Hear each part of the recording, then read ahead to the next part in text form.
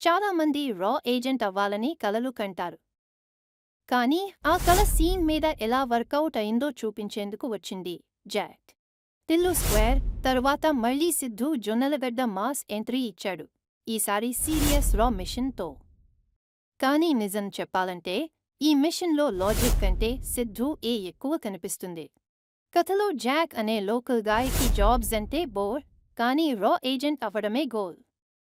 రా ఇంటర్వ్యూకి వెళ్తాడు, అదే సమయంలో టెర్రరిస్ట్స్ దేశాన్ని టార్గెట్ చేస్తారు. రా ఏజెంట్స్ ఉన్నా టోటల్ ఆపరేషన్ రెస్పాన్సిబిలిటీ మాత్రం జాక్ మీదే ఉంటుంది. ఇదే యాక్చువల్ ట్విస్ట్. లేదా మిస్ అంటే బెటర్. సినిమాలో సిద్ధు వన్ మ్యాన్ ఆర్మీలా నడిపించేస్తాడు. అతని comedy timing, body language, dialogues others. మొదటి అర్థం వరకు సినిమాకు మంచి ఎంగేజింగ్ వైబ్ ఉంటుంది. సిద్ధు నరేష్ కామెడీ కూడా పండుతుంది. కొన్ని యాక్షన్ సీన్స్, చార్మినార్ బ్యాక్గ్రౌండ్లోని చేస్ బాగున్నాయి. కానీ సెకండ్ హాఫ్లో సినిమా లిటరలీ ఆఫ్ ట్రాక్ పోతుంది. రా ఏజెంట్స్ అంటే నేషన్ ప్రొటెక్ట్ చేసే లెజెండ్స్ కదా.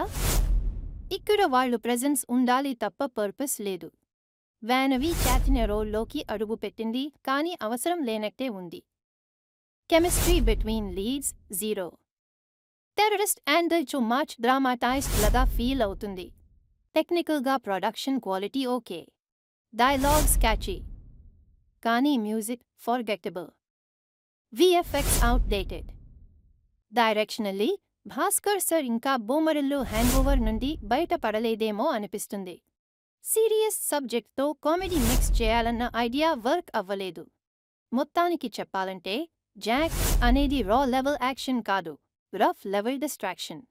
సిద్ధు ఫాన్స్ అయితే ఓసారి ట్రై చేయొచ్చు, కానీ అదర్స్ లాజిక్ కోసం వెతికితే రా ఫ్రస్ట్రేషన్ తప్పదేమో.